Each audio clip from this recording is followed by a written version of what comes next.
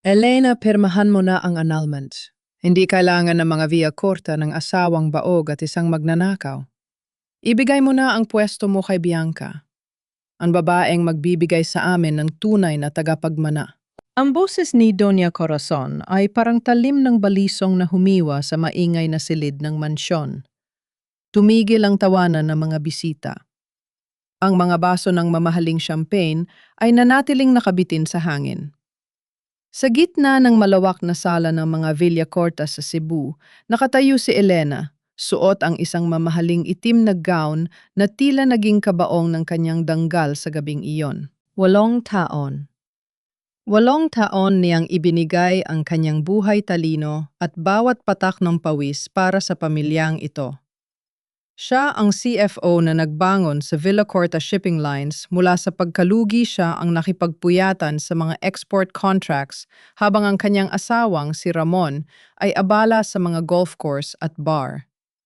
Pero sa gabi ng kanilang ikawalong anibersaryo, ito ang kanyang premyo. Ramon. Halos pabulong ang boses ni Elena.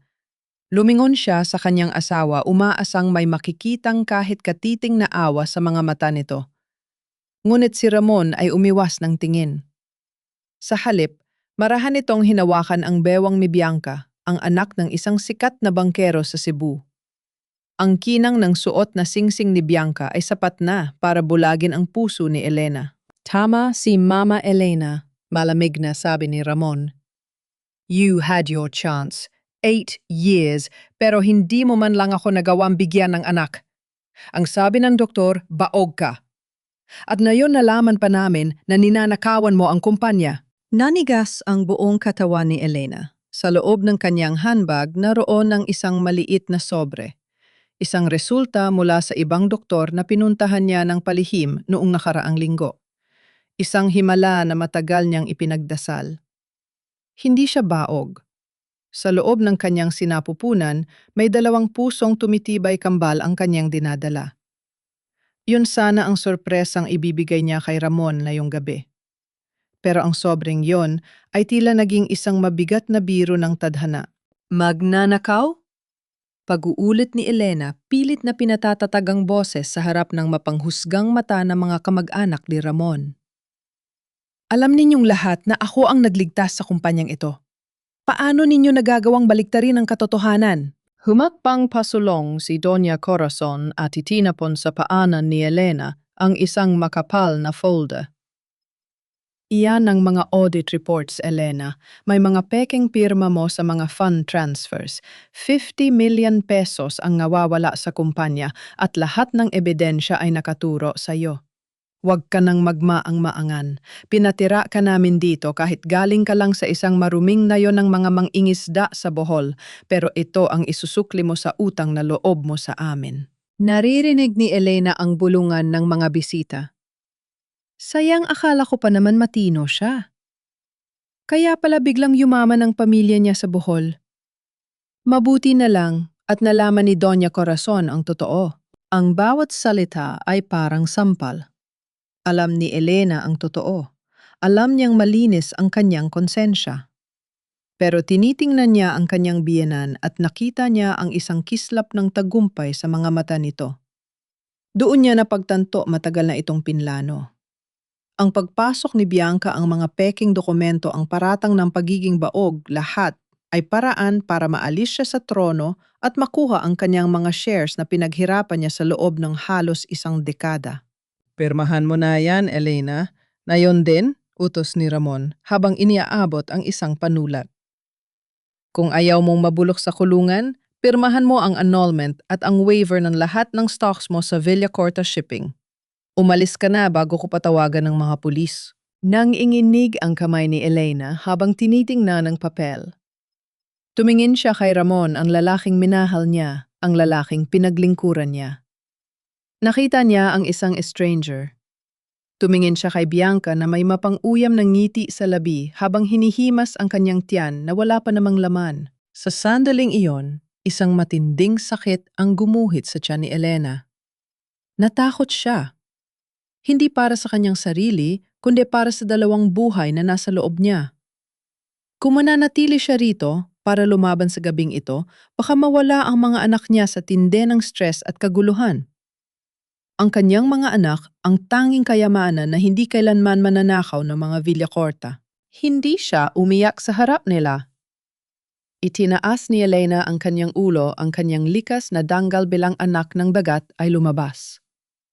Hindi niya pinirmahan ang waiver ng stocks, tanging ang annulment papers lang ang nilagdaan niya ng mabilis. Kukunin ninyo ang lahat sa akin na yon. Sabi ni Elena, ang boses niya ay kasing lamig ng hanging habagat. Pero tandaan ninyo, ito ang dagat na nagbigay sa inyo ng yaman ay siya ring dagat na kukuha ng lahat sa inyo kapag dumating ang bagyo. Hindi ako magnanakaw, Doña Corazon. At Ramon, balang araw malalaman mo kung ano ang totoong itinapon mo sa basurahan na yung gabi. Umalis ka na, sigaw ni Doña Corazon. Palayasin ang babaeng yan. Kinaladkad si Elena ng dalawang security guard palabas ng mansyon.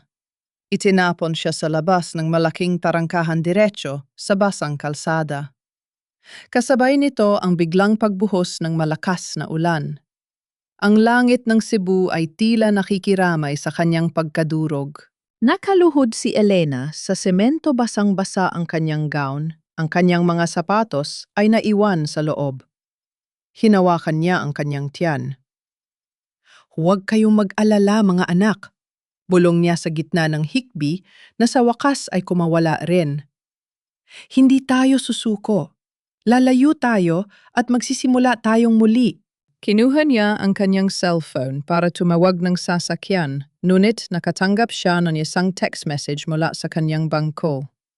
Ang lahat ng kanyang accounts, personal man o corporate, ay naka-freeze dahil sa reklam o isinampa ng Villacorta Shipping. Wala siyang pera. Wala siyang tirahan, at ang tanging pamilyang akala niya ay sa kanya ay ang siya ring pumatay sa kanyang pagkatao. Sa dikalayo ang nakita ni Elena ang isang itim na sasakyan na dumaan. Tila tinitiyak na talagang wala na siyang matatakbuhan. Alam niyang hindi lang siya basta pinalayas. Gusto siyang ubusin ni Doña Corazon. Tumayo si Elena kahit nanginginig ang mga binti. Tumingala siya sa madilim na langit. Ang kidlat ay gumuhit, nagbibigay ng panandaliang liwanag sa kanyang mukha na puno ng determinasyon. Kailangan niyang makaalis ng Cebu bago pa siya tuluyang ipakulong ng mga Villacorta sa kasalang hindi naman siya ang may gawa. Sa gitna ng unos, nagsimulang maglakad si Elena Villacorta, ang babaeng itinapon ng asawang tinalikuran. Ngunit ang inang ngayon ay may mas malalim na dahilan para mabuhay. Hindi niya alam na sa kanyang pag-alis, dala-dala niya ang susi sa pagbagsak ng Imperyong Villacorta at ang lihim na iniwan ng kanyang yumaong biyenan na magbabago sa lahat. Ngunit sa ngayon, ang tanging mahalaga ay ang mabuhay sa susunod na oras, sa susunod na gabi at sa bawat pintig ng puso ng kanyang mga anak. Ang lamig ng ulan sa Cebu ay tila nanunuot hanggang sa kanyang mga buto. Ngunit wala itong pakiwari kumpara sa hapdi ng sugat sa puso ni Elena.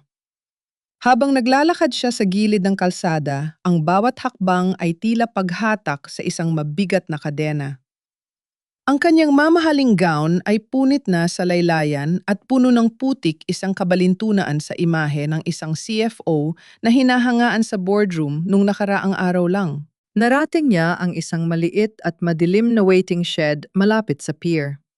Doon nangangatog ang kanyang mga labi habang pilit na binubuksan ang kanyang handbag. Kinuha niya ang kanyang cellphone. Isang beses pa, isang pagkakataon na lang. Gusto niyang maniwala na ang lalaking minahal niya ng 8 taon ay may natitira pang kahit katiting na konsensya. Idiniyal niya ang numero ni Ramon. "Sumagot ka, Ramon? Please, sumagot ka!" Bulong niya sa gitna ng panginginig. Sa ikatlong ring, may sumagot. Ngunit hindi ang boses ni Ramon ang narinig niya. "Hello? Sino to?" "Oh, si Elena pala." Ang boses ni Bianca ay puno ng tamis na tila may lason. "Bakit ka pa tumatawag? Hindi ba malinaw ang sinabi ni Doña Corazon? Wala ka ng kuwang dito." "Bianca, nasaan si Ramon? Kailangan ko siyang makausap. Kahit sandali lang." Pagmamakaawa ni Elena, ang kanyang boses ay basag. Naka-freeze ang lahat ng accounts ko. Wala akong pambayad kahit sa taxi. Sabihin mo sa kanya, ibalik niya lang ang pera ko. Ang pinaghirapan ko. Narinig ni Elena ang mahinang tawa ni Bianca sa kabilang linya. Pera mo, Elena, ayon sa records, lahat ng perang nasa account mo ay galing sa kumpanya. In short, ninakaw mo. Kaya bakit namin ibabalik sa isang magnanakaw ang perang kinuha niya? At tungkol kay Ramon, ayun, mahimbing na ang tulog sa tabi ko. Pagod na pagod siya sa party kanina. Alam mo na kailangan niya magpahinga para sa amin? At para sa magiging anak namin? Nagsisinungaling ka, Bianca, alam kung hindi ka buntis. Sigaw ni Elena, ngunit ang kanyang sigaw ay nilamon lang ng ingay ng ulan. Kahit hindi, Elena, ako ang pinaniniwalaan nila. At ikaw ang baog na magnanakaw na pinalayas sa sariling pamamahay. Huwag ka nang tatawag uli. Baka sa susunod pulis na ang sumagot sa'yo. Toot, toot, toot. Nabitawan ni Elena ang kanyang cellphone sa semento. Napasandal siya sa malamig na pader ng waiting shed at dahan-dahang napaupo. Doon sa gitna ng dilim at ingay ng bagyo, niyakap niya ang kanyang sarili. Ang sakit ng tiyan niya ay unti-unting dumalala. Hindi ito ordinaryong sakit. Alam niyang ang stress at ang lamig ay nagsisimulang makaapekto sa kanyang mga anak. Huwag na yon, pagmamakaawa niya sa kanyang sinapupunan. Kailangan nating maging malakas, lalaban tayo. Binuksan niya muli ang kanyang bag at hinalugog ang bawat sulok nito.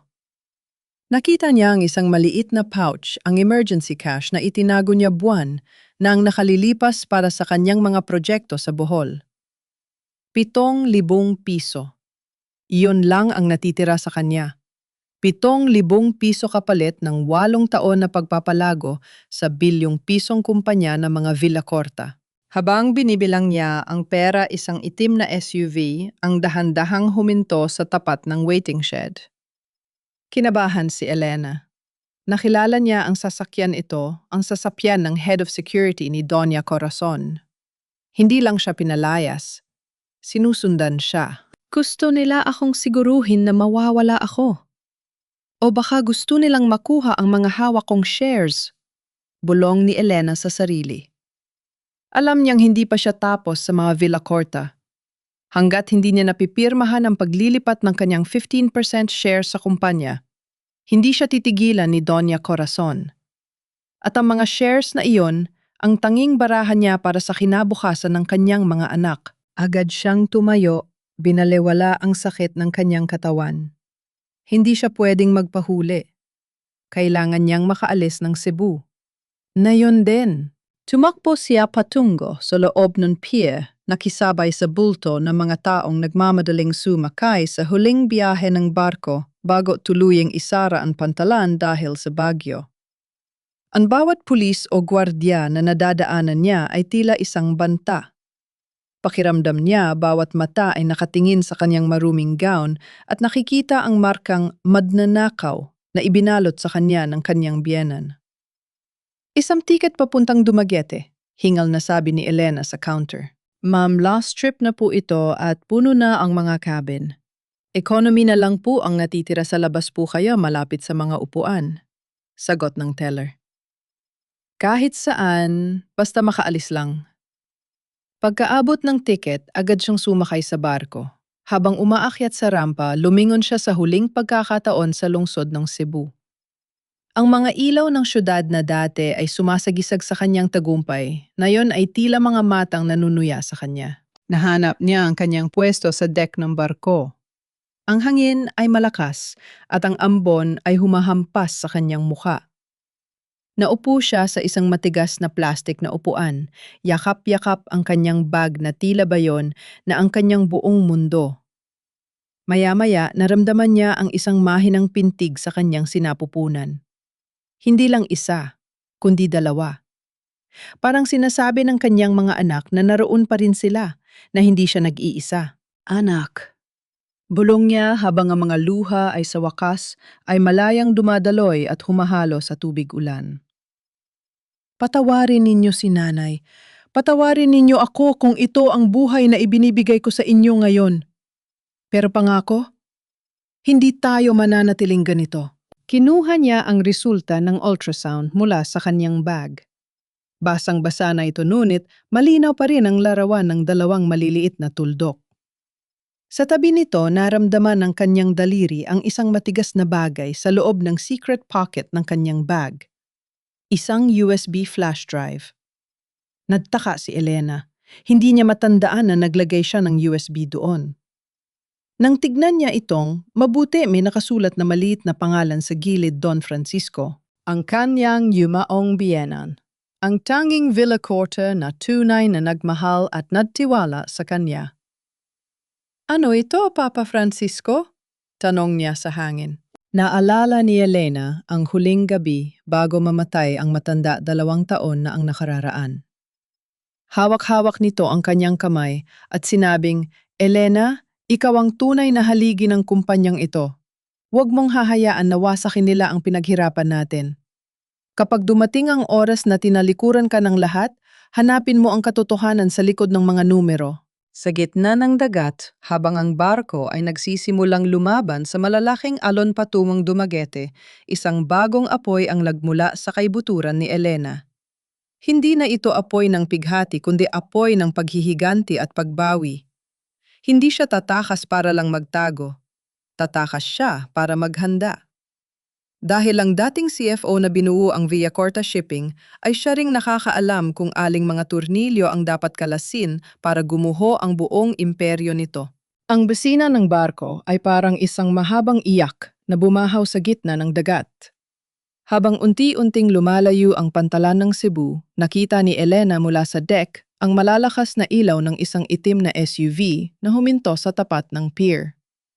2 lalaking nakauniporme ng security ng Villacorta ang bumaba at nagmamadaling nakipag-usap sa gwardiya ng pantalan. Napayuko si Elena at lalong isiniksik ang kanyang sarili sa madilim na sulok ng economy deck sa pagitan ng mga tumpok ng kargamento at mga natutulog na pasahero.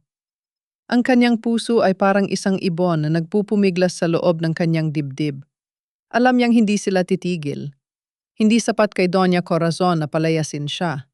Kailangan nilang makuha ang huling piraso ng kanyang pagkatao, ang 15% ng shares na nakapangalan sa kanya, ang tanging bagay na nagbibigay sa kanya ng kapangyarihan sa loob kumpanya.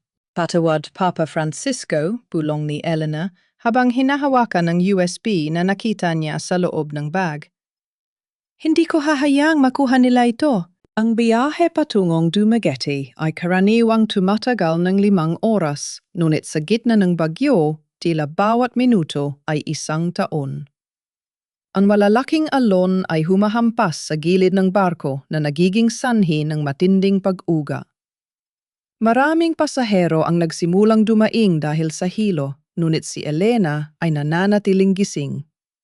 Ang sakit ng kanyang tiyan ay humuhupa na, ngunit pinalitan ito ng isang matinding pagod na tila kumakain sa kanyang kaluluwa. Sa gitna ng gabi, isang lalaki na nakasuot ng itim na jacket ang lumapit sa kumpol ng mga upuan malapit sa kanya. Ang bawat kilos nito ay tila mapagmasid. Nang magtama ang kanilang paningin, mabilis na nag-iwas ng tingin ang lalaki at nagkunwaring tumitingin sa labas ng bintana. Nanlamig ang mga kamay ni Elena. Naalala niya ang mukha nito. Isa ito sa mga tauhan ni Mang Nestor, ang head of security ng mansyon. Nandito siya. Sumakay siya sa barko. Hindi na siya ligtas kahit sa gitna ng dagat. Kinailangan niyang mag-isip ng mabilis. Bilang CFO, sanay si Elena sa mga high-pressure na sitwasyon, ngunit ito ang unang pagkakataon na ang buhay niya at ng kanyang mga anak ang nakataya. Kung lalapitan siya ng lalaking yon at pipiliting sumama, walang sinuman sa barkong ito ang makakatulong sa kanya sa gitna ng dilim at ingay ng makina. Dahan-dahang tumayo si Elena, hawak-hawak ang kanyang tiyan at ang bag na tila ba yon ang kanyang tanging panangga. Naglakad siya patungo sa banyo ng barko. Pilit na itinatago ang kanyang panginginig. Nang makapasok siya sa loob, agad niyang nilok ang pinto at humarap sa salamin. Ang babaeng nakaharap sa kanya ay hindi na ang makisig at matalinong CFO ng Villacorta Shipping. Ang kanyang buhok ay gulo-gulo. Ang kanyang mukha ay maputla at ang kanyang mga mata ay puno ng takot. Ngunit sa ilalim ng takot na iyon, may isang kislap na hindi pa namamatay. Hindi niyo ako makukuha, bulong niya sa sarili. Kinuha niya ang isang gunting na panggupit ng sinulid mula sa kanyang maliit na sewing kit sa bag. Isang bagay na lagi niyang dala para sa mga emergency sa gown. Walang pag-aalinlangan, ginupit niya ang mahabang buhok na dati ay ipinagmamalaki ni Ramon. Ginupit niya ito ng maikli hanggang balikat sa paraang hindi siya agad makikilala mula sa malayo. Pagkatapos kinuha niya ang itim na shawl na suot niya at itinali ito sa kanyang ulo na parang isang simpleng probinsyana. Inilabas niya ang kanyang pitaka at kinuha ang huling 3,000 piso. Inilagay niya ito sa loob ng kanyang medya as kasama ang USB drive. Kung sakaling mahuli siya at makuha ang kanyang bag, hindi nila makukuha ang pinakamahalagang gamit niya. Nang lumabas siya ng banyo, nakita niya ang lalaking naka-jacket na naghihintay sa labas ng hallway. Naglakad si Elena ng nakayuko, pilit na ginagaya ang kilos ng isang pagod na matanda. Nilampasan niya ang lalaki. Naramdaman niya ang titig nito sa kanyang likuran, ngunit dahil sa dilim at sa kanyang bagong anyo, tila nagbalawang isip ito. "Excuse me, ma'am?" tawag ng lalaki. Hindi lumingon si Elena. Nagpatuloy siya sa paglalakad patungo sa kabilang dulo ng barko kung saan maraming tao ang nagkukumpulan dahil sa lamig. Sumiksik siya sa gitna ng isang pamilyang may maraming dalang gamit at mga bata. Doon naramdaman niya ang panandaliang proteksyon ng karamihan. Lumipas ang mga oras. Ang sikat ng madaling araw ay unti-unting sumisilip sa abot tanaw nang maramdaman ni Elena ang pagbagal ng makina ng barko. Tanaw na niya ang mga ilaw ng Dumaguete, ang City of Gentle People, isang lugar na malayo sa kaguluhan ng Cebu, malayo sa mapanghusgang mata ng mga Villacorta. Nang dumaong ang barko, hindi agad bumaba si Elena. Hinintay niyang mauna ang bulto ng mga pasahero. Mula sa kanyang pwesto, nakita niya ang lalaking naka-jacket na nagmamadaling bumaba at tumayo malapit sa rampa tinitingnan ang bawat babaeng dumadaan. Huminga ng malalim si Elena. Nakakita siya ng isang matandang babae na may dalang malalaking basket ng gulay. "Ne, tulungan ko na po kayo," alok ni Elena. Kinuha ang isa sa mga mabigat na basket at itinakip ito sa kanyang mukha habang naglalakad pababa. Sa tindi ng kaba, halos hindi makahinga si Elena habang dumadaan sila sa harap ng lalaki. Naramdaman niya ang pagsipat nito sa kanila, ngunit dahil sa suot niyang shawl at sa basket na dala niya tila itinuring lang silang mga lokal na mangingisda o tindera. Nang makatapak ang kanyang mga paa sa semento ng Dumaguete Pier, naramdaman ni Elena ang isang malakas na bugso ng hangin. Hindi na ito ang hangin ng bagyo, kundi hangin ng pag-asa. Mabilis siyang sumakay sa isang tricycle. "Sa pinakamurang pension house po yung malayo sa pier," utos niya. Habang umandar ang tricycle sa tahimik na kalsada ng Dumaguete, lumingon si Elena sa huling pagkakataon sa pantalan. Nakita niya ang lalaking naka-jacket na galit na kinakausap ang isang tao sa kanyang cellphone. Nabigo sila. Sa unang pagkakataon sa loob ng 8 taon, si Elena Villacorta ay malaya. Pagdating sa isang maliit at lumang pension house, nag-check-in siya gamit ang pangalang Maria Clara Santos. Pagpasok sa maliit na silid, agad niyang nilak ang pinto at napasandal dito. Ang kanyang buong katawan ay nanginginig sa pagod at tensyon. Dahan-dahan siyang lumapit sa bintana at binuksan ito. Ang tanawin ng dagat ng Dumaguete ay napakatahimik. Sa kanyang harapan, ang mga alon ay dahan-dahan humahampas sa pampang, tila humihingi ng tawad sa hirap na ibinigay nito sa kanya kagabi. Hinawakan ni Elena ang kanyang tiyan. "Dito tayo magsisimula," bulong niya. "Dito natin bubuuin ang sandata na dudurog sa kanila." Kinuha niya ang USB drive mula sa kanyang media at itinitig ito sa liwanag ng umaga. Alam niyang sa loob ng maliit na drive na ito, nakatago ang mga numero na magpapatunay na ang mga Villacorta ang pamilyang itinuring siyang basura ay nakatayo sa isang pundasyong gawa sa kasinungalingan. Ngunit bago ang lahat, kailangan niyang maging isang ina. Kailangan niyang tiyakin na ang kanyang mga anak ay lalaking ligtas malayo sa kamandag ng mga taong pumatay sa kanyang puso. 3 buwan na ang lumipas mula nang lisanin ni Elena ang maingay at malupit na mundo ng mga Villacorta sa Cebu. Ngayon, ang kanyang mundo ay binubuo na lamang ng tunog ng mga alon, ang amoy ng sariwang isda sa umaga, at ang payapang buhay sa isang maliit na barangay sa baybayin ng Dumaguete. Ang kanyang dating mamahaling gown ay napalitan na ng maluluwag na duster. Ang kanyang maikling buhok ay lalong nagpatingkad sa kanyang mga mata na pag-ama't may bahid pa rin ng lungkot ay puno na ng liwanag ng determinasyon. Halata na ang paglaki ng kanyang tiyan, isang lunas sa bawat hapdi ng kahapon. Clara, heto ang mga resibo para sa huling-huli ng grupo ni Lando. Pakicheck naman kung tama ang kwenta ng komisyon nila. Tawag ni Aling Sabel ang may-ari ng maliit na karinderya at isa sa mga leader ng kooperatiba ng mga mangingisda rito. Sige po, Aling Sabel. Ilalagay ko na rin po sa ledger para bukas ay maibigay na ang share nila. Sagot ni Elena na may ngiti. Dito siya ay kilala bilang si Clara, ang tahimik na babaeng galing sa Bohol na naging tagapagligtas ng kanilang maliit na kooperatiba. Sa loob ng 3 buwan, ginamit ni Elena ang kanyang talino sa pinansya para ayusin ang magulo at madalas ay luging sistema ng mga mangingisda. Tinuruan niya silang mag-budget, mag-save at kung paano makipagnosasyon sa mga buyer mula sa syudad nang hindi sila nadadaya. Para sa mga taga rito siya ay isang anghel na hulog ng langit.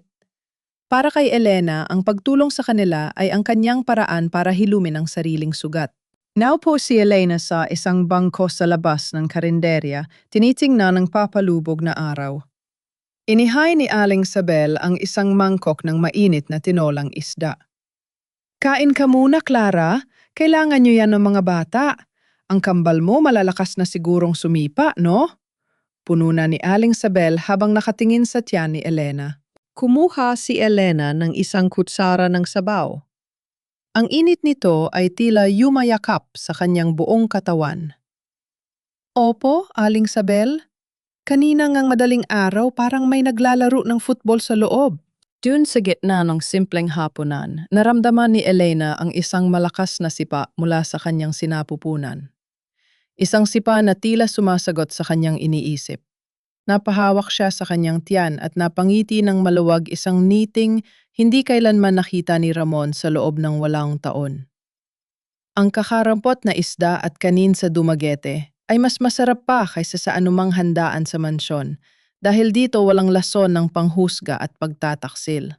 Alam mo, Clara, simula ni Aling Sabel habang nagpupunas ng lamesa. Minsan, kailangang gibain ang lumang bahay para makapagtayo ng mas matatag na pundasyon. Kung anuman ang iniwan mo sa Cebu, hayaan mo na yun doon. Ang dagat ay marunong maghugas ng lahat ng dumi, basta hayaan mo lang itong dalhin ng agos. Tumango si Elena. Salamat po, Aling Sabel. Malaking tulong po ang pananatili ko rito. Ngunit sa kabila ng kapayapaan, hindi nakakalimot si Elena. Sa gabi, kapag tulog na ang lahat, inilalabas niya ang USB drive ni Don Francisco. Sa tulong ng isang lumang laptop na ipinahiram ng kooperatiba para sa bookkeeping, sinimulan na niyang buksan ang mga files. Hindi lang ito simpleng audit reports. Ang USB ay naglalaman ng mga video record ng mga huling pag-uusap ni Don Francisco sa kaniyang mga abogado. Doon narinig ni Elena ang boses ng matanda, malat na ngunit puno ng babala. Francisco, alam kong ang anak kong si Ramon ay mahina at ang asawa ko si Corazon ay nilalamon ng kanyang bisyo sa pagsusugal. Elena ang tanging may kakayahang magtimon sa Villacorta Shipping. Kung sakaling tangkay nilang alisin siya sa pamamagitan ng pandaraya, Ang lahat ng aking shares at ang veto power sa board ay kailangang mapunta sa kanya. Nanginig ang mga kamay ni Elena. May isang digital document na nakalakip dun, isang post-nuptial trust agreement na lihim na ipinagawa ni Don Francisco. Nakasaad dun na kung si Elena ay mapapaalis sa kumpanya o sa pamilya nang walang sapat na legal na dahilan, ang lahat ng pag-aari ng pamilya Villacorta sa Pantalan ay otomatikong malilipat sa ilalim ng kanyang pamamahala bilang chief trustee hanggang sa maging nasa tamang edad ang kanyang mga anak. Ibig sabihin, ang lahat ng ginawang pagtaboy sa kanya ni na Corazon at Ramon ay ang mismong mitsa na susunog sa kanilang kapangyarihan. Sila mismo ang nag-trigger sa trap na inihanda ni Don Francisco para protektahan si Elena. Gayunpan, ang alam ni Elena na hindi ito magiging madali. Kailangan niyang patunayan na ang paratang sa kanya na magnanakaw ay gawa-gawa lamang. At kailangan niyang gawin ito habang pinoprotektahan ang kanyang mga anak. Sa paghampas ng mga alon sa dalampasigan ng Dumaguete, naramdaman ni Elena ang pagbabalik ng kanyang lakas. Ang dating CFO ay hindi na lang nagtatago. Ngayon, nagsisimula na siyang maghabi ng isang lambat na huhuli sa mga pating na sumira sa kanyang buhay. Hindi niyo alam ang pinakawala ninyong bagyo, bulong ni Elena sa dilim habang ang liwanag ng laptop ay nagpapakita ng mga numerong unti-unting bumubuo ng kanyang hustisya. Gabi na sa Dumaguete at ang tanging naririnig ay ang mahinang huni ng mga kuliglig at ang malayo at banay at nahampas ng mga alon. Sa loob ng maliit na dampa ni Elena, ang liwanag mula sa isang lumang bumbilya ay nakatutok sa kanyang mukha habang seryoso siyang nakaharap sa laptop. Hinawakan ni Elena ang kanyang tiyan na tila ba humihingi ng pasensya sa kanyang mga anak dahil sa puyat. Konting tiis na lang mga anak, kailangan nating malaman ng totoo. Ipinasok niya ang USB ni Don Francisco sa port ng laptop. Sa nakalipas na mga gabi dahan-dahan niyang binabagtas ang mga folders na puno ng mga komplikadong spreadsheet at mga scanned documents. Ngunit na yung gabi, may isang folder siyang nakita na nakatago sa ilalim ng system files, Port Adam Door. Nang buksan niya ito, bumungad sa kanya ang isang software na siya mismo ang tumulong na i-develop noong bagong CFO pa lamang siya. Ito ang Villacorta Port Management System, VPMS. Ngunit ang bersyong ito ay may isang espesyal na feature, isang shadow ledger. Papa Francisco, alam mo pala, bulong ni Elena habang lumalaki ang kanyang mga mata sa gulat. Sa shadow ledger na, yon nakatala ang bawat sentimo na lumalabas sa kumpanya na hindi dumadaan sa opisyal na audit. Nakita ni Elena ang mahabang lista ng mga fund transfers patungo sa mga account na may mga pangalang Emerald Casino Resort at High Stakes Club. Ang petsa ng mga transfers ay tumutugma sa mga gabi kung kailan wala sa bahay si Doña Corazon. Hindi lang pampalipas oras ang pagsusugal ng kanyang biyenan. Ito ay isang sakit na ubus biyaya. Mahigit 80 milyong pesos na ang nawawala sa kumpanya sa loob lamang ng 2 taon. Ngunit, ang mas nagpakulo ng dugo ni Elena ay nang buksan niya ang file na may pangalang Audit Administration doon. Nakita niya ang mga orihinal na digital templates ng mga dokumentong ginamit para saktan siya. Nakita niya ang kanyang sariling pirma na ginupit mula sa isang lumang kontrata at idinikit digitally sa mga peking fund transfer forms. Ang metadata ng file ay nagpapakita kung kailan ito ginawa, 1 linggo bago ang kanilang anibersaryo. Pinlano niyo talaga ito, sabi ni Elena, ang kanyang boses ay nanginginig sa galit. Hindi lang kayo basta nagkamali ng akusa.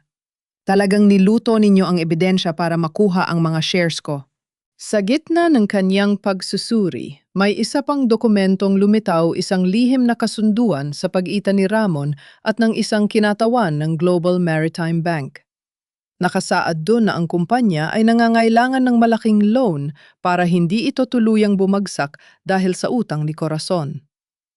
Ang kondisyon ng bangko, kailangan ng bagong collateral, at kailangang makuha ang buong control sa shares ni Elena dahil ayaw ng bangko na may outsider dahil tingin nila kay Elena ay hamak na taga-Bohol lang na may veto power. Napaupo ng tuwid si Elena.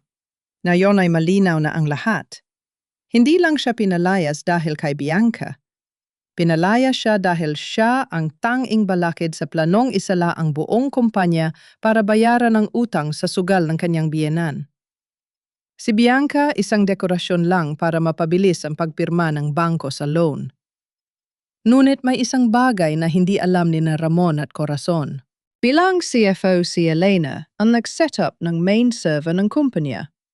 At sa tulong ng USB ni Don Francisco, natuklasan niya ang isang kill switch.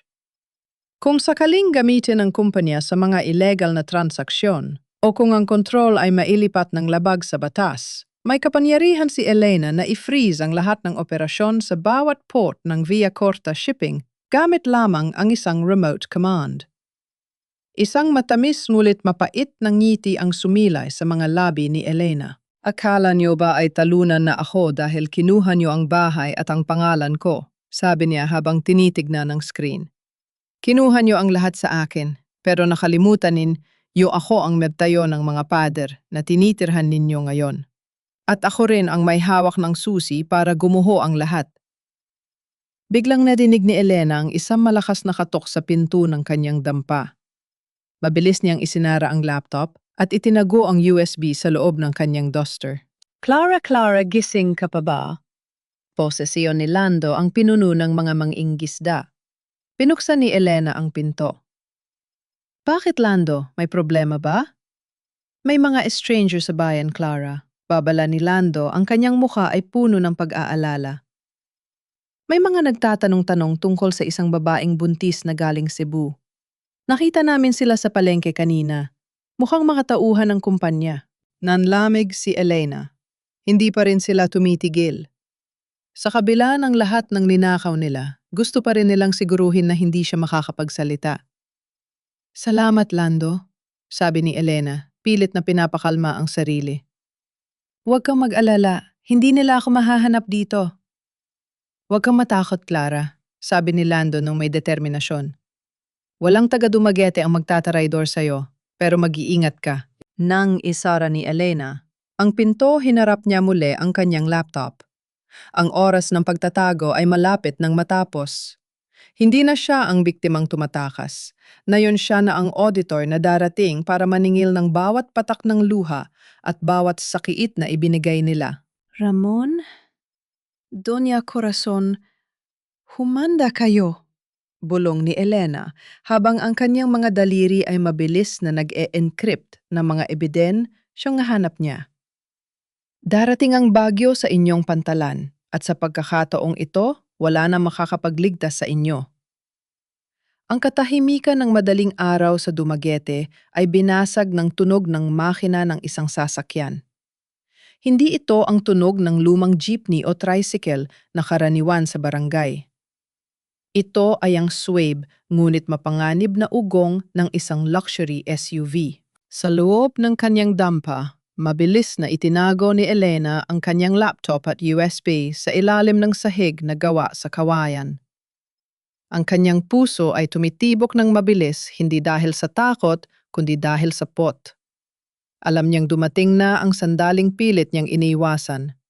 Ngunit alam niyang hindi maiiwasan. Bumukas ang pinto ng sasakyan. Ang tunog ng mamahaling sapatos sa tuyong lupa ay parang isang babala. Pagkatapos isang boses ang bumasag sa hangin, isang boses na dati ay nagpapatibok ng kanyang puso pero ngayon ay nagpapakulo ng kanyang dugo. Elena, alam kong nandyan ka. Huwag mo nang pahirapan ang sarili mo. Si Ramon. Dahan-dahang lumabas si Elena mula sa kanyang dampa. Huminto siya sa may hagdanan, itinuwid ang kanyang likod at tiningnan ang lalaking naging asawa niya sa loob ng 8 taon. Si Ramon ay nakatayo doon suot ang kanyang barong, mukhang pagod at balisa. Malayo sa hitsura ng isang mapagmalaking lalaki noong gabi ng anibersaryo. Ngunit ang unang napansin ni Ramon ay hindi ang mukha ni Elena. Ang kanyang mga mata ay nanlaki at napako sa tiyan ni Elena na malinaw na ang pagkabilog sa ilalim ng kanyang duster. Elena? Nauutal na, sabi ni Ramon. Ang kanyang mukha ay nawalan ng kulay. Buntis ka. Isang mapait na ngiti ang sumilay sa mga labi ni Elena. Hinawakan niya ang kanyang sinapupunan ng buong pagmamalaki. Bakit, Ramon? Nagulat ka ba? Akala ko ba ay baog ako, ayan sa audit report ng nanay mo? O baka naman nakalimutan niyo na ang Diyos ang nagpapa. Siya hindi ang mga peking dokumento ninyo. Humakbang pasulong si Ramon, tila balak hawakan si Elena, pero mabilis na umatras ang babae. Elena, bakit hindi mo sinabi kung alam ko lang? Kung alam mo lang ano? Putol ni Elena, ang boses niya ay kasing talim ng kidlat. Kung alam mo lang hindi mo ako ipapahiya sa harap ng lahat? Hindi mo ako itatapon sa kalsada habang bumabagyo? Hindi mo ako paparatang ang magnanakaw? Ramon, huwag tayo maglokohan. Nandito ka hindi dahil sa akin o sa mga batang ito. Nandito ka dahil kailangan mo ako. Natigilan si Ramon. Huminga siya ng malalim at inilabas ang isang folder mula sa kanyang sasakyan. Elena, kailangan mong pirmahan ang paglilipat ng shares mo. Na yun din, ang bangko, hinaharang nila ang loan. Kapag hindi natuloy ang loan na to, babagsak ang Villa Corte shipping. Mawawalan tayo ng lahat. Mawawalan kayo ng lahat, Ramon. Hindi tayo. Pagtatama ni Elena. Wala na akong pakialam sa kumpanya ninyo. Huwag kang maging makasarili, Elena. Sigaw ni Ramon, ang kanyang desperasyon ay lumalabas na. Para rin ito sa kinabukasan ng mga anak mo. Kung babagsak ang kumpanya, anong ipapakain mo sa kanila ang pagiging mangingisda rito sa Dumaguete? Pirmahan mo na to at bibigyan kita ng pera sapat para mabuhay ka ng maayos saan mo man gusto. Hindi mo pa rin talaga ako kilala? Sabi ni Elena, dahan-dahang bumababa ng hagdan. Hindi mo mabibili ang pirma ko, lalo na't alam ko kung bakit nyo kailangan ang loan na yan. Alam ko ang tungkol sa utang sa sugal ni Doña Corazon. Alam ko na winawaldas nyo ang kumpanya. Nagbago ang hitsura ni Ramon. Ang kanyang pagkabalisa ay napalitan ng galit. Wala kang ebidensya, Elena, at kung ayaw mong makuha ito sa madaling paraan, sumenya si Ramon sa dalawang lalaking kasama niya na kanina panakatayo sa likod ng SUV. Ang dalawang security guard ay nagsimulang lumapit kay Elena. Pilitin niyo siyang pumirma? Utos ni Ramon, umiwas siya ng tingin habang ang kanyang asawa ay pinaliligiran. Ngunit bago pa man makalapit ang mga guards, isang malakas na sipol ang umalingaw-ngaw mula sa direksyon ng dalampasigan. Mula sa madidilim na sulok ng mga puno ng niyog at likod ng mga dampa, lumabas ang mga mangingisda ng Dumaguete, sina Lando, at mahigit 20 lalaki na may hawak na mga sagwan at itak na panggamas. Subukan niyo siyang hawakan. Banta ni Lando, ang kanyang boses ay parang dagundong ng dagat. Dito sa Dumaguete, hindi namin hinahayaang saktan ang mga taong tumulong sa amin. Lalo na ang isang inang tulad ni Clara. Napahinto ang mga guards ni Ramon. Nakita nila ang determinasyon sa mga mata ng mga taga na yon. Mas marami ang mga ingisda at alam nilang sa lupang ito sila ang banyaga. Tumingin si Elena ng diretsyo sa mga mata ni Ramon. Umalis ka na, Ramon. Sabihin mo sa nanay mo ang babaeng itinapon ninyo sa basura ay hindi na babalik bilang asawa. Babalik ako bilang may-ari. Magsisisi ka, Elena. Sigaw ni Ramon habang paurong na bumabalik sa kanyang sasakyan.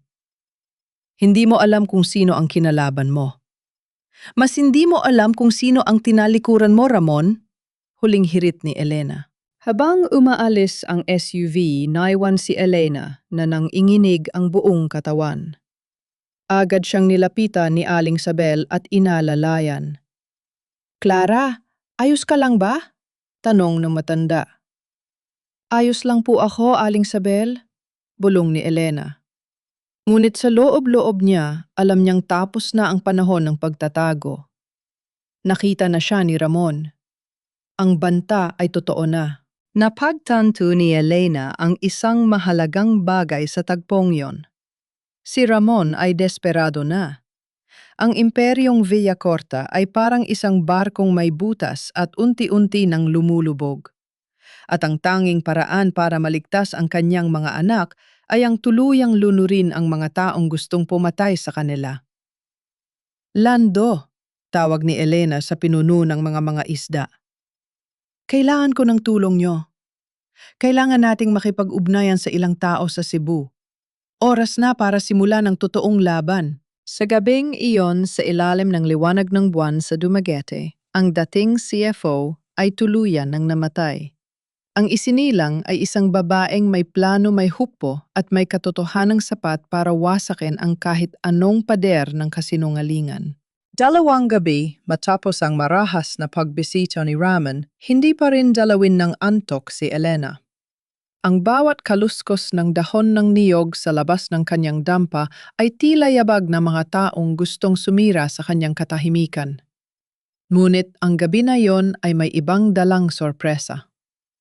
Isang babaeng balot ng itim na shawl at nakasuot ng malaking salamin ang dahan-dahang lumapit sa kanyang bakuran. Nang makita ni Lando at ng mga mangingisda ang estrangero, agad nila itong hinarang. Sino ka anong? Kailangan mo kay Clara, tanong ni Lando. Ang kamay ay nasa hawakan ng kanyang itak. Please, kailangan ko siyang makausap. Ako to, si Bianca, nangangatalang boses ng babae. Narinig ni Elena ang pangalan mula sa loob at agad siyang lumabas. Nagulat siya nang makita ang mistress ng kanyang asawa, ang babaeng naging mitsa ng kanyang pagpatalsik. Ngunit malayo si Bianca sa hitsura nito noong gabi ng anibersaryo. Wala ang kinang ng kanyang mga alahas, gulo-gulo ang kanyang buhok at ang kanyang mga mata ay namamaga sa kaiiyak. Lando, sige na. Hayaan niyo siyang makapasok, utos ni Elena. Pagpasok sa loob ng dampa, biglang lumuhod si Bianca sa paanan ni Elena. Ang kanyang mga hikbi ay bumahaw sa maliit na silid. Elena, patawarin mo ako. Patawarin mo ako sa lahat ng nagawa ko. Pagsusumamo ni Bianca habang nakahawak sa laylayan ng duster ni Elena. Anong ginagawa mo rito, Bianca? Hindi ba dapat naghahanda ka na para sa kasal ni Ramon? O baka naman ipinadala ka rito ni Doña Corazon para ituloy ang hindi natapos ni Ramon? Malamig na tanong ni Elena. Umiling nang mabilis si Bianca. Hindi, tumakas ako. Elena, kailangan mong malaman ang totoo, hindi ako buntis. Kailanman ay hindi ako nagdala ng anak ni Ramon. Natigilan si Elena. Ano pero?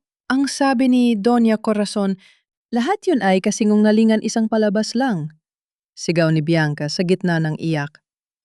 Ang pamilya ko, baon kami sa utang. Ang tatay ko nalugi sa negosyo at may malaking utang kay Doña Corazon sa sugal. Pinilit niya ako. Sabi niya kung hindi ako papayag na magpanggap na kabit ni Ramon at magkunwaring buntis, ipakukulong niya ang tatay ko at kukunin ang lahat ng ari-ariya namin. Napaatras si Elena at napaupo sa kanyang kama. Ang piraso ng puzzle na hindi niya mabuo-buo ay unti-unti nang lumiletaw. Ginawa nila yon para magkaroon ng dahilan na palayasin ka, patuloy ni Bianca. Kailangan nila ang shares mo para maisanla ang kumpanya. At kailangan nila ng tagapagmana para makumbinsi ang bangko na stable ang Villacorta Shipping. Pero si Ramon, wala siyang pakialam sa akin. Pagkatapos mong umalis, naging malupit siya. Lagi siyang lasing, sinasaktan niya ako kapag hindi ko makuha ang mga pirma na kailangan nila. Itinaas ni Bianca ang manggas ng kanyang damit. Ipinapakita ang mga pasa sa kanyang braso. Elena, biktima rin ako. Akala ko ay maililigtas ko ang pamilya ko pero lalo lang kaming nabaon sa dumi ng mga Villacorta. Ngayong alam na ni Ramon na buntis ka talaga, nagkagulo sila. Natatakot si Doña Corazon na bumalik ka at bawiin ang lahat gamit ang mga bata. Inabot ni Bianca ang isang makapal na envelope na nakatago sa loob ng kanyang bag. Ito, kinuha ko ito sa vault ni Doña Corazon bago ako tumakas. Ito ang mga orihinal na dokumento ng utang niya sa kasino at ang mga listahan ng mga accounts kung saan niya inililipat ang pera ng kumpanya. Kasama rin dyan ang kopya ng totoong diwa ni Don Francisco na tinangka nilang sunugin. Kinuha ni Elena ang envelope ng may nanginginig na kamay. Nang buksan niya ito, nakita niya ang mga katotohanang mas matindi pa sa kanyang inaasahan. Hindi lang basta pagsusugal ang ginagawa ni Doña Corazon, sangkot din siya sa pagisnab ng mga buwis at paglalaban ng pera mula sa mga ilegal na operasyon sa pantalan. Bakit mo ito ginagawa, Bianca? Bakit ka tumutulong sa akin na yon? Tanong ni Elena. Tiningnan siya ni Bianca ng diretso sa mata. Dahil nakita ko kung paano kanila itrato noon at dahil natatakot ako, Elena. Alam kong kapag nakuha na nila ang gusto nila ako, naman ang isusunod nilang itapon. O baka mas malala pa. Tulungan mo ako, Elena. Ibigay natin sa kanila ang nararapat. Hinawakan ni Elena ang tiyan niya. Naramdaman niya ang isang mahinang sipa. Sa sandaling iyon, ang put niya kay Bianca ay napalitan ng isang kakaibang pakiramdam, pagkakaisa ng dalawang babaeng kapwa biktima ng kasamaan ng iisang pamilya. Tumira ka muna rito, sabi ni Elena. Ligtas ka rito sa piling ng mga mangingisda. Pero tandaan mo, Bianca, ang alok mong tulong ay hindi nangangahulugang magkaibigan na tayo. Ginagawa ko ito para sa husti, siya at para sa mga anak ko. Sapat na sa kakin yun, Elena. Salamat, bulong ni Bianca. Nang gabing iyon, habang binabasa ni Elena ang mga dokumentong dala ni Bianca, isang malaking desisyon ang nabuo sa kanyang isipan. Ang sapat na ebidensya ay nasa kanyang kamay na. Ang shadow ledger mula sa USB ni Don Francisco at ang mga dokumento mula sa vault ni Doña Corazon ay ang perektong kombinasyon para pabagsakin ang imperyo ng mga Villacorta. Mama? Ramon? Malapit na, sabi ni Elena sa sarili habang nakatingin sa kadiliman ng dagat. Ibinigay niyo sa akin ang pinakamababang uri ng kahihiyan. Ngayon, ibabalik ko sa inyo ang pinakamataas na uri ng karma. Ngunit alam ni Elena na hindi sapat ang mga papel lang. Kailangan niya ng isang entablado kung saan hindi sila makakatakas. Isang entablado kung saan ang buong Cebu ay makakakita sa kanilang pagkabulok. At ang entabladong iyon ay ang darating na annual stockholders meeting sa susunod na buwan. Ang sikat ng araw sa Dumaguete ay tila may bagong dalang enerhiya para kay Elena. Sa loob ng kanyang maliit na dampa, hindi na mga ledger ng kooperatiba ang nakalat sa lamesa, kundi ang mga dokumentong kinuha ni Bianca mula sa vault ng mga Villacorta. Sigurado ka ba rito, Bianca? Tanong ni Elena habang itinuturo ang isang listahan ng mga pangalan. Sila ang mga pinagkakautangan ni Doña Corazon. Tumango si Bianca na ngayon ay mas kalmado na. Oo, Elena. Sila ang mga tinatawag na underground creditors sa Cebu. Hindi sila mga bangko, kundi mga mayamang negosyante na nagpapatakbo ng mga illegal na pautang sa kasino. Kapag hindi nakabayad si Doña Corazon ng kumpanya, ang ginagawa niyang collateral nang hindi nalalaman ng board. Isang matalas na ngiti ang sumilay sa mga labi ni Elena. Ito ang hinahanap niya. Bilang CFO, alam niya ang bawat pasikot-sikot ng batas sa pananalapi.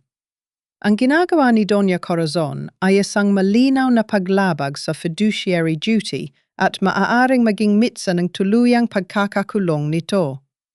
Ngunit may mas malalim pang plano si Elena.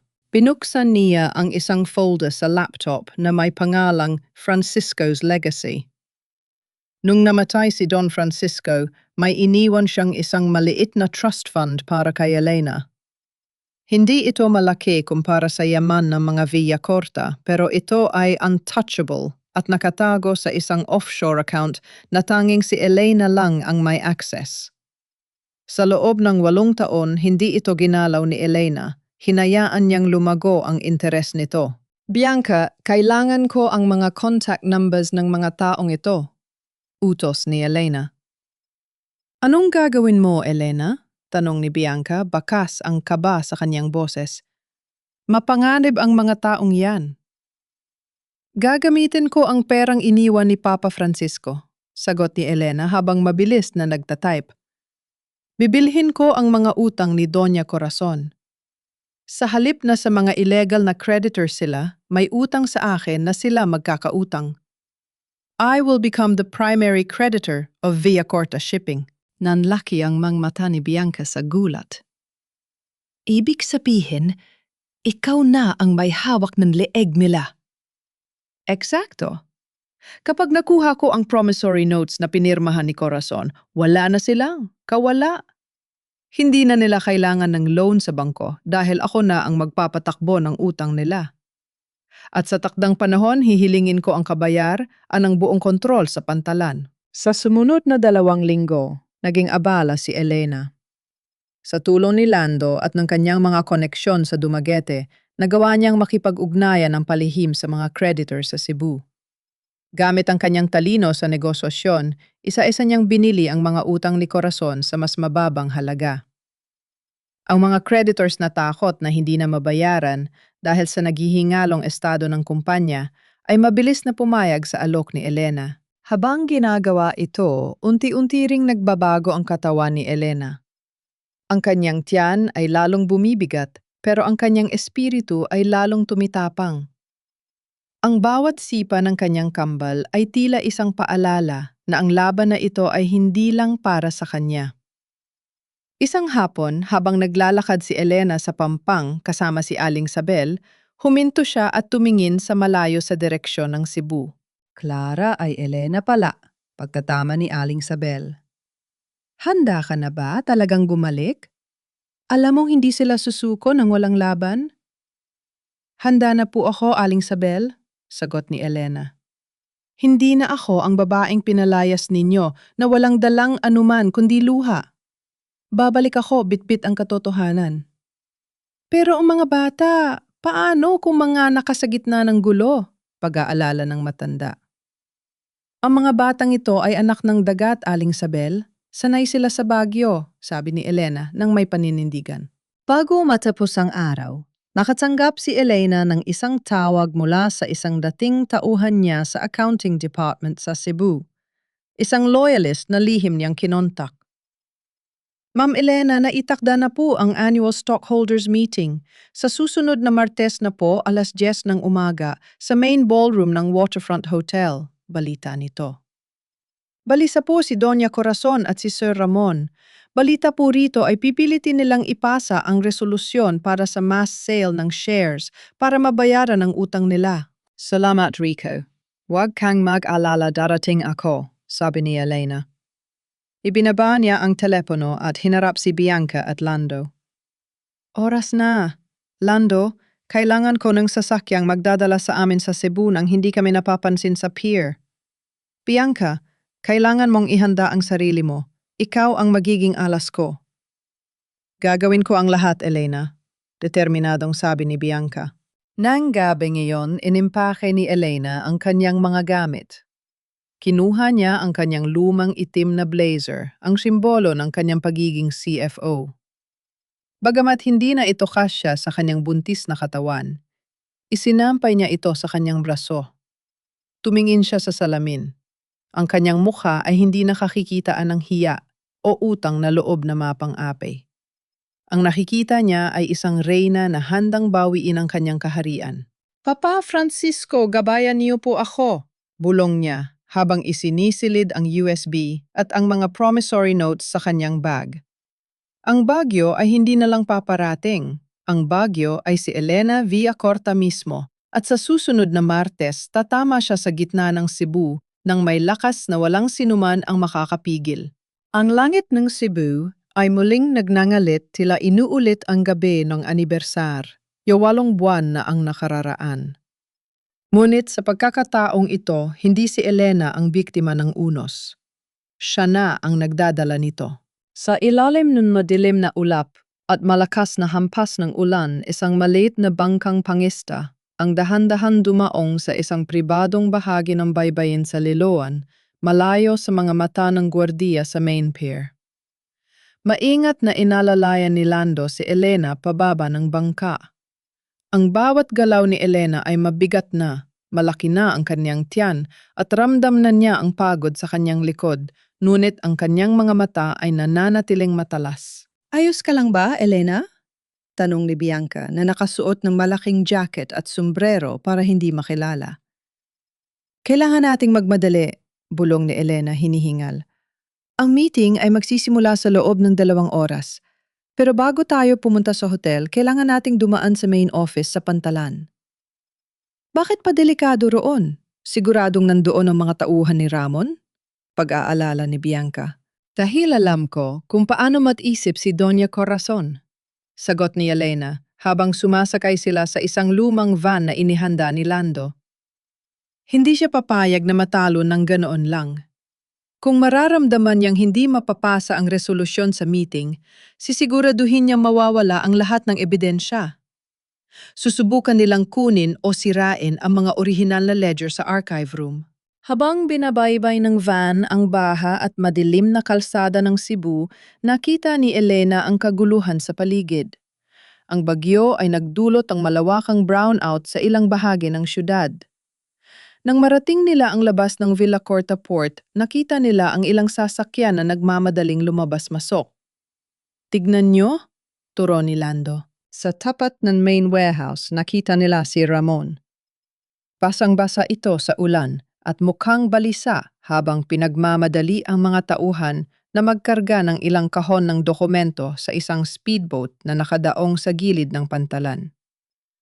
Plano nilang itakas ang mga dokumento at dalhin sa barkong paalis patungong Hong Kong, sabi ni Bianca. Yan ang plan B nila kapag nag-collapse ang kumpanya. Kumuyom ang mga palad ni Elena. Sa loob ng mga kahon na yon, ang mga orihinal na pirma na magpapatunay na ginamit ang kanyang pangalan sa ilegal na paraan. Kung mawawala ang mga yon, magiging salita niya lamang laban sa salita ng mga Villa Corta. "Lando, kailangan nating pigilan si Ramon," utos ni Elena. "Elena, delikado. Buntis ka," pigil ni Bianca. "Hindi ko hahayaang nakawin nila ang kinabukasan ng mga anak ko sa pangalawang pagkakataon," paninindigan ni Elena. "Lando, dalhin mo ang mga kasama mo sa kabilang bahagi ng warehouse para gumawa ng ingay. Bianca, sumama ka sa akin sa archive room. Alam ko ang shortcut." Sa gitna ng hagupit ng hangin at ulan dahan-dahang bumaba si Elena. Ang bawat hakbang niya sa putikan ay parang isang sakripisyo. Habang ang pansin ni Ramon at ng kanyang mga guards ay nasa speedboat, mabilis na nakapasok sina Elena at Bianca sa likurang bahagi ng admin building. Madilim sa loob dahil sa brownout, tanging ang mga emergency lights lamang ang nagbibigay ng kakaunting liwanag. Narating nila ang archive room, ngunit laking gulat ni Elena nang makitang bukas na ang pinto nito. Ang mga cabinet ay nakabukas at ang ilang papeles ay nagkalat sa sahig. "Huli na ba tayo?" tanong ni Bianca. Naglakad si Elena patungo sa pinakalikod na bahagi ng archive sa isang maliit na vault na nakatago sa likod ng estatwa ng Stoy Niño, isang lihim na tanging sila lang ni Don Francisco ang nakakaalam. Mabilis niyang itinaas ang estatwa at inilagay ang code. Click! Bumukas ang vault. Sa loob ay naroon ang isang asul na folder, ang orihinal na kontrata ng stockholders na may pirma ni Don Francisco at ang special power of attorney na naglilipat ng kontrol kay Elena. "Heto ang kailangan natin," sabi ni Elena, yakap-yakap ang folder. Ngunit bago pa sila makalabas, bumukas ang pinto ng archive room. Ang liwanag ng isang flashlight ay tumama sa kanilang mga mukha. "Elena!" Boses iyon ni Ramon. Ang kanyang hitsura ay parang isang taong nawawala sa sarili. Hingal na hingal siya at may hawak na lighter. "Ibigay mo sa akin ang folder na yan, Elena," sabi ni Ramon. Ang kanyang boses ay nanginginig. "Huwag mo nang palalain ang sitwasyon. Kapag nasunog ang kwartong ito, tapos na ang lahat. Wala nang ebidensya, wala nang gulo. Wawasakin mo ang kumpanya ng tatay mo para lang pagtakpan ang dumi ninyo," sigaw ni Elena, hindi natatakot sa kabila ng kanyang kalagayan. "Ramon, tignan mo ang sarili mo. Hindi ka na ang lalaking pinakasalan ko.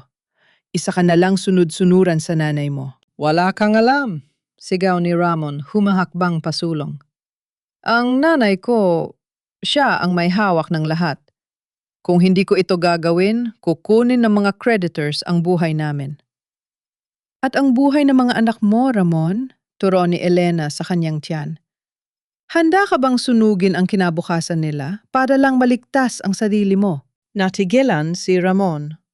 Tumingin siya sa malaking tiyan ni Elena at sa unang pagkakataon nakita ni Elena ang isang kislap ng pagsisisi at takot sa mga mata nito.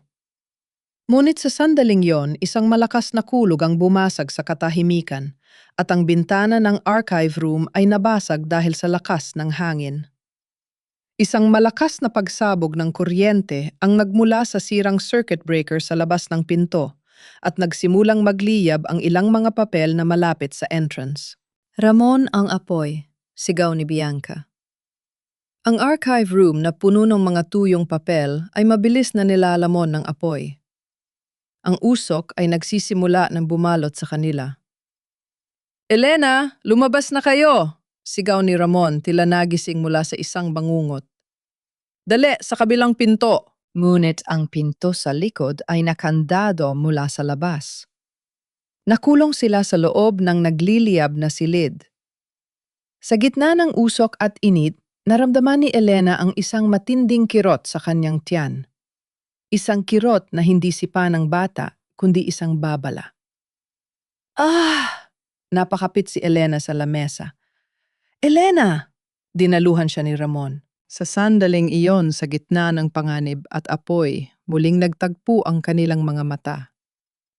Pero sa pagkakataong ito, hindi ito tungkol sa shares o sa kumpanya. Ito ay tungkol sa buhay at kamatayan. "Elena, huwag kang bibitaw. Kumapit ka sa akin." Sigaw ni Ramon sa gitna ng makapal na usok na lumalamon sa archive room. Ang init ay tila nagpapakulo sa balat ni Elena, ngunit mas matindi ang hapdi na nagmumula sa kanyang sinapupunan. Napaluhod siya yakap-yakap ang asul na folder na naglalaman ng katotohanan. Ang bawat paghingaan niya ay puno ng abo at usok, ngunit ang kanyang isipan ay nakapako sa dalawang buhay na nasa loob niya. "Ramon, ang folder. Iligtas mo ang folder." Ubo ni Elena pilit na iniabot ang dokumento sa lalaki.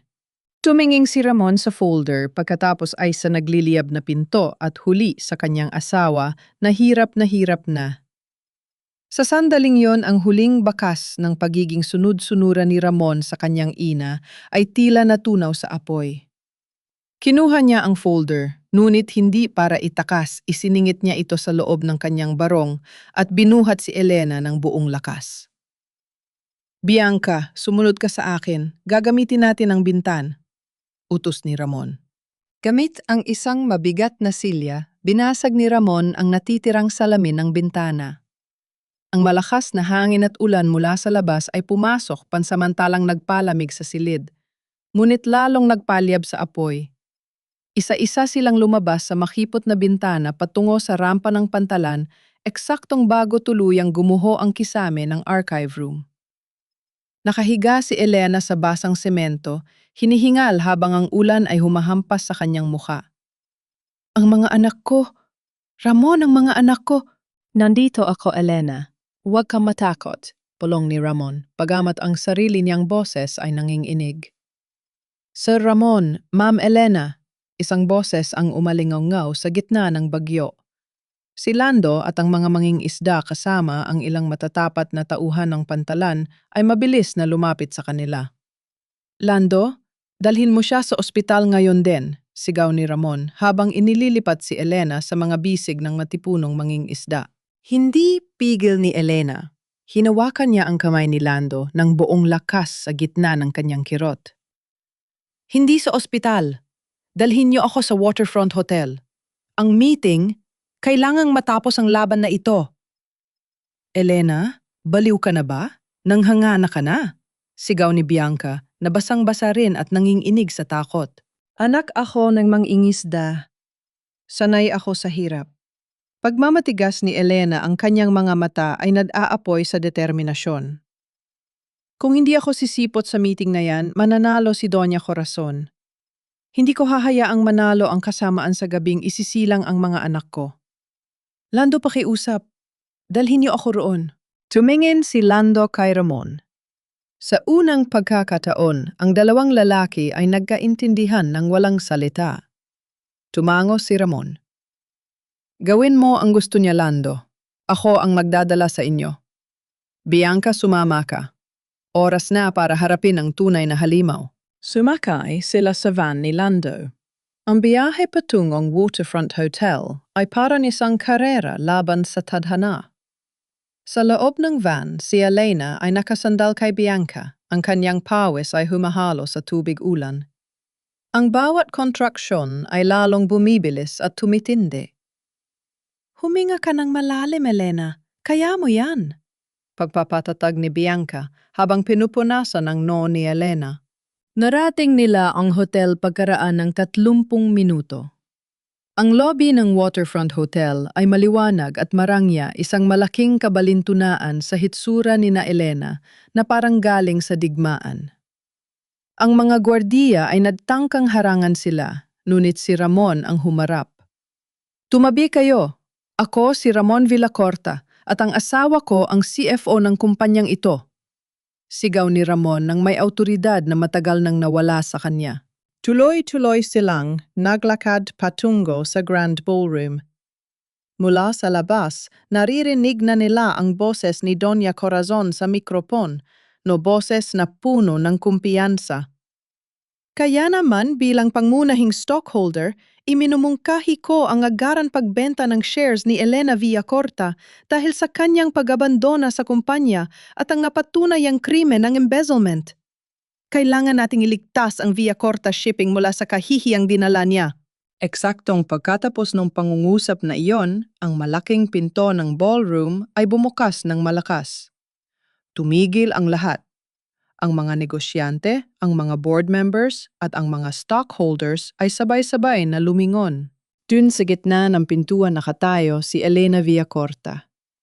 Ang kanyang damit ay basang-basa, putikan ang kanyang mga paa at malinaw ang paghihirap sa kanyang muka habang hawak-hawak ang kanyang tiyan.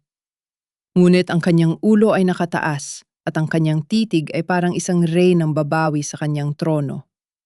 Sa tabi niya ay si Bianca at sa kabilang panig ay ang kanyang asawang si Ramon na may hawak na asul na folder. Hindi pa tapos ang botohan, Doña Corazon. Ang boses ni Elena ay umalingaw-ngaw sa buong ballroom, mahina ngunit sapat na para patahimikin ang lahat. Ang asawa mong si Don Francisco ay may iniwan pang isang huling hatol. Nanlaki ang mga mata ni Doña Corazon. Ang kanyang mukha na dati ay puno ng yabang ay biglang napalitan ng isang matinding takot. Elena Ramon? Anong ginagawa niyo rito? Huminga ng malalim si Elena, isang matinding kirot. Muli ang gumuhit sa kanyang tiyan, ngunit hindi siya natumba. Humakbang siya pasulong. Bawat tapak niya sa mamahaling carpet ay nag-iiwan ng bakas ng putik, ang putik ng katotohanan na handa ng bumalot sa maruming yaman ng mga Villacorta. Nandito ako para maningil, sabi ni Elena, at sa sandaling yon ang buong ballroom ay naramdaman ang pagpasok ng bagyo. Security pala, basin ang babaeng yan. Siya ay isang kriminal at wala siyang karapatang gambalain ang pagpupulong na ito. Ang sigaw ni Doña Corazon ay nag-hysterical na ang kanyang mga kamay ay nanginginig habang itinuturo si Elena. Ngunit walang security na gumalaw. Ang lahat ng stockholders at board members ay nakapako ang tingin kay Elena na dahan-dahang naglalakad patungo sa gitna ng entablado. Bawat hakbang niya ay may kasamang pag-ungol ng sakit, ngunit ang kanyang mga mata ay tila naglalabas ng kuryente. Hindi niyo ako mapapalabas, Doña Corazon. Ang boses ni Elena ay malinaw na umalingaw-ngaw sa sound system ng ballroom. Dahil sa sandaling ito, hindi na ako ang CFO na pinalayas ninyo. Ako na ang tumatayong main creditor ng Villacorta Shipping Lines. Isang malakas na bulong-bulungan ang bumalot sa silid. Naguluhan ang mga board members. Anong pinagsasabi mo? Bulyaw ni Corazon. Pilit na itinatago ang kaba. Inilabas ni Elena ang mga promissory notes na binili niya mula sa mga underground creditors sa Dumaguete at Cebu. Heto ang mga katibayan. Ang 80 milyong piso na utang mo sa sugal, Doña Corazon, ay binili ko na. Ang kumpanyang ito ay nakasandig sa mga utang na yan. Ibig sabihin ako na ang may hawak ng iyong mga leeg. Kapag nilitis ko ang utang na ito, ngayon din babagsak ang kumpanya at mawawala sa inyo ang lahat. Nagsisinungaling siya, fake ang mga dokumentong yan, sigaw ni Corazon. Hindi siya nagsisinungaling, ma, singit ni Ramon. Humakbang siya pasulong at inilapag ang asul na folder sa harap ng Board of Directors. Heto ang orihinal na digital ledger mula sa vault ni Papa Francisco. Dito nakatala ang bawat nakaw na sentimo ni Mama mula sa kumpanya para ibayad sa kasino. At narito rin ang post-nuptial trust agreement na nilagdaan ni Papa bago siya mamatay. Binasa ng chairman ng board ang dokumento ng mabilis at dahan-dahang nanlaki ang kanyang mga mata. Diyos ko! Nakasaad dito na sa sandaling magkaroon ng pandaraya sa loob ng pamilya, ang lahat ng voting power ni Doña Corazon at Ramon Villacorta ay otomatikong malilipat kay Elena Villacorta bilang chief trustee. At may isa pa boses ni Bianca ang pumutol sa katahimikan. Humakbang siya sa tabi ni Elena, ang kanyang muka ay puno ng determinasyon. Ako ang babaeng ginamit nila para sirain si Elena. Hindi ako buntis. Pinilit ako ni Doña Corazon na magpanggap para magkaroon sila ng dahilan na palayasin ang tunay na asawa ni Sir Ramon. Narito ang voice recording ng mga pagbabanta ni Doña Corazon sa akin. Pinatunog ni Bianca ang recording sa kanyang cellphone patungo sa mikropono. Ang boses ni Corazon na puno ng pot at pag-uutos ay narinig ng lahat. Siguraduhin mong maniniwala ang lahat na buntis ka, Bianca. Kailangan nating makuha ang shares ng babaeng mangingisda na yan bago tuluyang malugi ang kumpanya sa utang ko. Ang buong ballroom ay napuno ng ingay ng pagkamuhi. Ang mga stockholders na dati ay pabor kay Corazon ay isa-isang nagsitayuan at tinalikuran siya. Wala kayong utang na loob, lahat kayo, sigaw ni Corazon, na wala na siya ng kontrol sa kanyang sarili. Sinubukan niyang sugurin si Elena, ngunit mabilis siyang hinarang ni Lando at ng mga gwardiya ng hotel. Tapos na ang laro mo, ma, sabi ni Ramon nang may lungkot at paninindigan. Pulis, pasok! Bumukas ang pinto sa gilid at pumasok ang ilang operatiba ng NBI at pulisya. Doña Corazon Villacorta, you are under arrest for qualified theft, falsification of public documents, and illegal gambling operations. Habang pinapopas ang mga posas sa mga kamay ni Corazon, ang huling nakita ni Elena ay ang pagbagsak ng korona ng babaeng nagpahirap sa kanya. Ang hiya o kahihiyang kinatatakutan ni Corazon ay tuluyan ng gumalot sa kanya sa harap ng buong elite society ng Cebu. Ngunit sa gitna ng tagumpay, isang matinding sakit ang gumuhit sa buong katawan ni Elena. Napakapit siya sa podium, ang kanyang mukha ay namutla. Elena, sinalo siya ni Ramon. Ang mga anak ko, pulong ni Elena. Nararamdaman niya ang pagdaloy ng mainit na likido sa kanyang binti. Ang kanyang paningin ay nagsisimulang lumabo, ngunit nakita niya ang mukha ni Ramon, isang mukha na puno ng pagsisisi. Ramon, ang folder, ang kumpanya. Para sa kanila yan, huling sabi ni Elena bago siya tuluyang mawala ng malay. Huwag kang bibita, Elena, Lando, tulong dalhin natin siya sa ospital, sigaw ni Ramon. Binuhat ni Lando si Elena ng mabilis habang si Ramon ay tumatakbo sa tabi nila. Pilit na hinahawakan ng kamay ng asawang 8 taon niyang kinalimutan ng halaga. Ang grand ballroom na kanina ay puno ng galit at korupsyon ay naging saksi sa isang mas mahalagang laban ang laban para sa buhay ni Elena at ng kanyang mga anak. Sa gitna ng ulan at ingay ng mga sirena ng pulis at ambulansa, ang bagyo sa Cebu ay unti-unti nang humuhupa.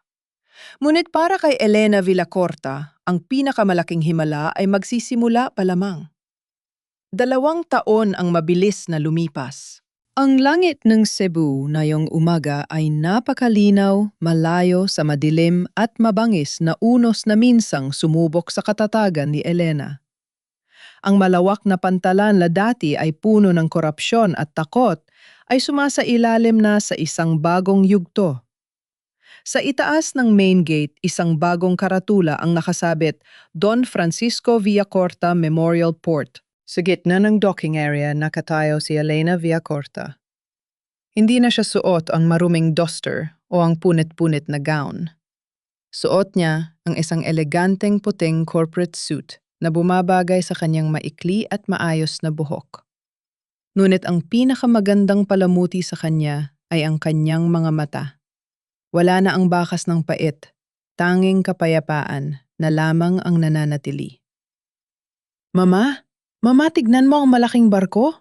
Dalawang maliliit na tinig ang bumasag sa kanyang pag-iisip. Dalawang batang paslit, isang lalaki at isang babae ang tumatakbo patungo sa kanya. Sina Mateo at Malaya. Ang kambal na muntik na niyang mawala sa gitna ng apoy at bagyo, ngunit na yon ay simbolo ng kanyang pinakamalaking tagumpay. Dahan-dahan lang, baka kayo matisod, nakangiting sabi ni Elena habang kinakarga ang dalawa. Ma'am Elena, narito na po ang monthly report mula sa Dumaguete Cooperative, boses yun ni Bianca. Lumapit si Bianca na may dalang tablet. Si Bianca ay nagsisilbi na yung executive assistant ni Elena. Patapos ang lahat ng gulo, pinili ni Elena na bigyan si Bianca ng pagkakataong magsimulang muli.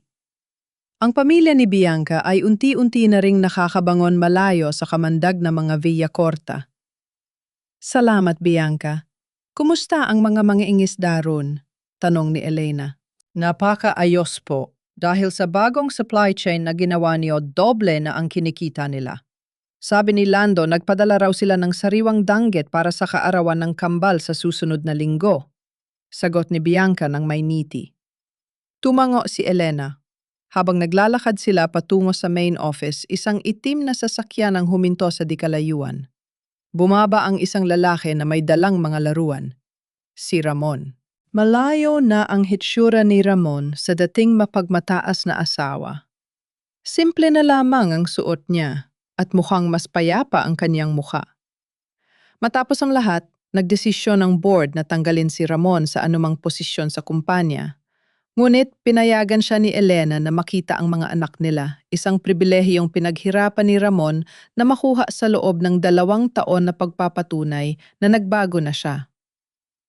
Mateo, Malaya Papa is here! Masayang sigaw ng kambal at tumakbo patungo kay Ramon. Lumapit si Ramon kay Elena, pakasang respeto sa kanyang mga mata. Salamat, Elena. Salamat sa pagkakataong ito. Ginagawa ko ito para sa mga bata, Ramon, mahinahong sagot ni Elena. Kailangan nila ng ama na marunong tumayo sa sariling mga paa, hindi yung nakasandal lang sa pangalan ng pamilya. Alam ko, at araw-araw kong pinagsisikapan yun, sabi ni Ramon. Narinig ko ang balita tungkol kay Mama. Sandaling tumahimik si Elena. Si Doña Corazon ay napatunayang guilty sa lahat ng paratang. Sa loob ng kulungan, ang dating mapagmalaking matanda ay tila unti-unti nang nawawala sa sarili, isang biktima ng kanyang sariling kapalaluan. Ang hiya na pilit niyang iniwasan ang mismong naging hatol sa kanya ng tadhana. Nadalaw ko siya noong nakaraang buwan, sabi ni Elena. Hindi na niya ako kinilala. Ngunit pinatawad ko na siya, Ramon. Hindi dahil karapat-dapat siya, kundi dahil ayaw kong magdala ng put sa puso ko habang pinalalaki ko ang mga anak ko. Napayo ko si Ramon, hiyang-hiya, sa kabutihan ng babaeng dati ay hinamak niya. Napakabuti mo, Elena. Higit pa sa nararapat sa amin. Umalis si Ramon kasama ang kambal para maglaro sa parke ng Pantalan. Naiwan si Elena na nakatingin sa malawak na dagat. Naalala niya ang gabi ng kanyang pagtakas, ang takot, ang lamig, at ang kawalan ng pag-asa. Ngunit ang dagat na yon din ang magpapaalala sa kanya ng kanyang tunay na lakas. Siya ay anak ng mangingisda mula sa Bohol. Siya ang babaeng itinapon sa basura pero bumalik bilang reyna. Siya ang inang lumaban para sa kinabukasan. Kinuha ni Elena ang USB ni Don Francisco sa kanyang bulsa, ang maliit na bagay na nagpabago sa lahat. Hinalikan niya ito at dahan-dahang binitawan sa tubig. Isang huling simbolo ng pagpapakawala sa nakaraan. Salamat, Papa Francisco. Tapos na po ang laban, ligtas na po ang kumpanya at mas lalong ligtas na ang pamilya natin. Bulong niya sa hangin. Isang malakas na ihip ng hangin ang yumakap sa kanya, tila isang tugon ng pagsang-ayon mula sa kabilang buhay. Naglakad si Elena pabalik sa kanyang opisina, bawat hakbang ay may kasiguraduhan. Ang Villacorta Shipping ay hindi na lamang isang kumpanya ng transportasyon. Ito ay naging simbolo na ng danggal katapatan at pag-asa. Dahil sa dulo ng bawat bagyo, laging may dalampasigang naghihintay para sa mga taong hindi sumusuko. At si Elena Villacorta, ang dating mangingisda, ay natagpuan na ang kanyang pinakaligtas na pantalan ang kanyang sariling kaligayahan at ang pagmamahal ng kanyang mga anak.